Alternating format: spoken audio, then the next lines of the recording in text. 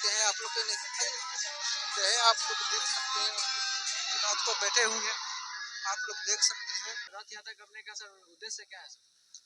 देखिए, आज संत शिरोमणि गुरु रैदास महाराज जी के जयंती के पूर्व संध्या पर प्रत्येक बरस जी ये भोजपुर जिला का ये नहसी आश्रम है जी और ये बहुत पुराना आश्रम है। 1911 में ही इसको स्थापित की गई है जी और प्रत्येक साल पूर्व संध्या पर निकाली जाती है और मैं प्रत्येक साल यहाँ आता हूँ जी और आज यहाँ मैं पुनः आया हूँ और इस यात्रा का उद्देश्य होता है जो संत शिरोमणि गुरु रैदास जी ने जो सपना देखा था जी कि ऐसा चाहूं राज में जहां सबन को मिले अन्न, छोट बड़ सब सम बैठे रैदास रहे प्रसन्न। यानी समता मूलक समाज की स्थापना का उन्होंने परिकल्पना किया था कि ऐसा भारत हो जहां आर्थिक और सामाजिक दोनों समानता होनी चाहिए।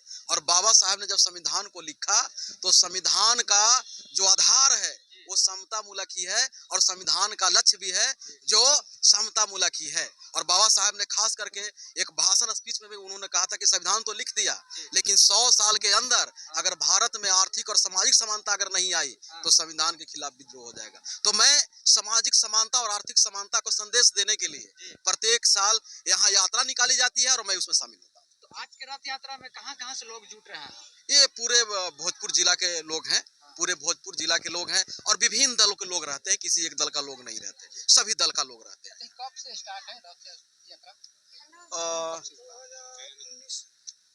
2019 से थोड़ा सा ये जो आश्रम थी ना वो बीच में थोड़ा सा किसी कारण से उस पर हम नहीं जाना चाहते हैं।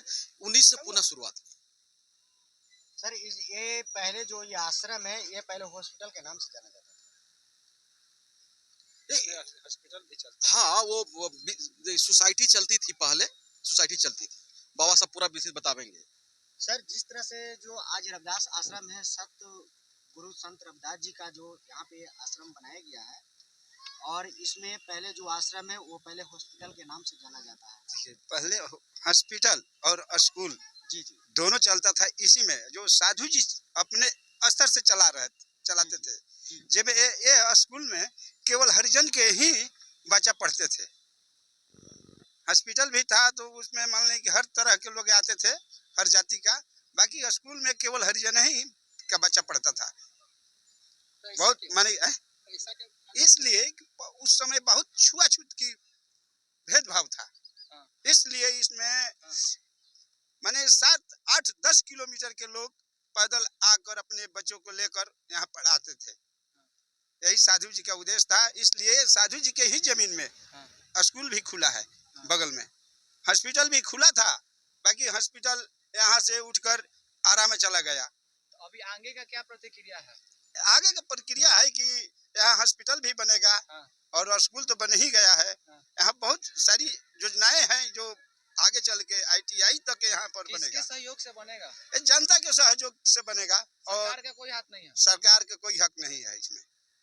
सर जिस तरह से अभी जो आश्रम का जो जमीन है उसमें देख रहे हैं कि बहुत सारी हरियाली भी दिखाई दे रहा है, इसका वजह क्या है? देखिए, आश्रम में लगभग 9 बीघा के आसपास जमीन है और इसमें खेती भी होती है और आश्रम के माध्यम से खेती होती है और उसी आश्रम से जो जमीन है आश्रम का जो उसे आमदनी होती है उसके आश्रम में लगाया जाता है। अच्छा, मैंने वो आश्रम का जमीन में आश्रम के ही पे खेती होता है।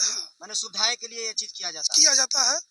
पहले बटाइया पर दिया जाता था लेकिन अब नहीं दिया जा रहा 2-4 साल से, जिसके कारण आप देख सकते हैं कि यहाँ तक अभी समाज के और आश्रम के जो आमदनी आती है, फसल लगाई जाती है, उसके जाकर और इसे और ऊपर की ओर बढ़ाया जाता है और समाज भी इसमें बढ़ चढ़ के हर साल हिस्सा ले रही है, जिसके कारण लगभग 4-5 साल से यहाँ रविदास जयंती के संध्या पर एक दिन पहले शोभा यात्रा निकाली जाती है और इन साल नया हो रहा है कि यहाँ 5 दिवसीय 12 तारीख से मेला के उद्घाटन हो रहा है, जिसमें पूरा भोजपुर के लोग होकर शामिल आएंगे। पूरे देश विदेश से भी लोग आ रहे हैं मेला के और इस आश्रम को आगे बढ़ाने के लिए। तो मैं चाहूँगा कि आपके चैनल से माध्यम से जहाँ तक मेरी आवाज़ जा रही है, इस आश्रम पर विशेष ध्यान देने की बात है, क्योंकि ये आश्रम नई नहीं है। ये 1911 में इस आश्रम की स्थापना हुई थी और आप आगे देख सकते हैं बोर्ड भी लगा है, उस पर सब पूरा डेट वगैरह सब लिखा हुआ है। स्कूल वगैरह चलता था। इस सब का व्यवस्था भी आश्रम में बच्चों के पढ़ने के लिए अलग से स्कूल, हॉस्टल और ITI और लाइब्रेरी का व्यवस्था करने का प्रयास किया जा रहा है। ये आश्रम आने वाले समय में बिहार नहीं पूरे भारत की एक आस्था के केंद्र बनेगी। ये यहाँ के लोगों की भारत का बनेगा जी, उस हिसाब से इसकी सोच रखी गई है। और आगे आप लोग जुलूस में देखिएगा कि यहाँ हजारों की संख्या में भीड़ होती है।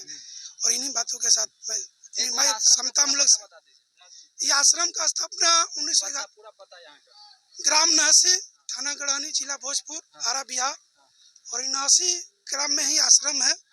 और आश्रम लगभग सभी समाज को मान सम्मान इज्जत प्रतिष्ठा के लिए बना है।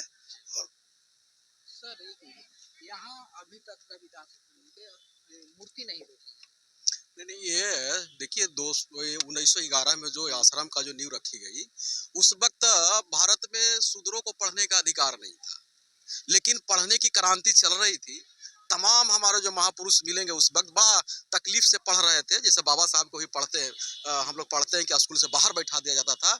ये क्रांति का ये नींव रखी गई थी। वो क्रांति का नींव रखी गई थी कि जिस संविधान ने ये कहा कि शूद्र पढ़ नहीं सकता है, उसके खिलाफ जाके स्कूल, ये आश्रम के माध्यम से, उस वक्त आश्रम में ही पढ़ाई होती थी, गुरुकुल होता था। उसी तरह से शूद्रों को पढ़ने के लिए संत रैदास आश्रम का स्थापना किया गया। और उसको उस वक्त कोई वैध इलाज नहीं करता था, तो यहाँ पर शूद्र को इलाज करने के लिए भी हॉस्पिटल बनाई गई थी। एक क्रांति का नींव था। पर बीच में मनवादियों को षड्यंत्र के वजह से ये जो आश्रम में कुछ विवाद हो गई, वो विवाद के कारण रुक गई थी। लेकिन मैंने जैसा कि बताया कि 2019 के बाद पुनः ये रास्ते पर आ गई, लाइन पे आ गई। और लगातार 2019 से ये आश्रम की विकास होते आ रही है। और आने वाला में जो पहले क्रांति का बुनियाद रखा था, वो बिहार पुनः एक क्रांति यहाँ से उज्जवल होगी, उठेगा और पूरे देश में जाएगी। जो आज के परिस्थिति में जरूरत है, उसकी ये बुनियाद यहाँ से फिर रखी जाएगी। आप अपने बहुजन समाज में क्या मैसेज देना चाहते हैं? देखिए, बहुजन समाज में मैसेज यही देना चाहता हूँ कि बाबा साहब को लाइन याद रखना कि जो अपना इतिहास को नहीं जानता, वो वर्तमान को नहीं पहचान सकता, या अपने इतिहास को नहीं बना सकता।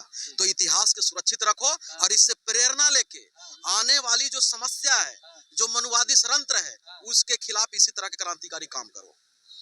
शिक्षित बनो, संगठित हो और संघर्ष करो, क्योंकि शिक्षा वो शेरनी का दूध है, जो पिएगा वो गुरगुरा है।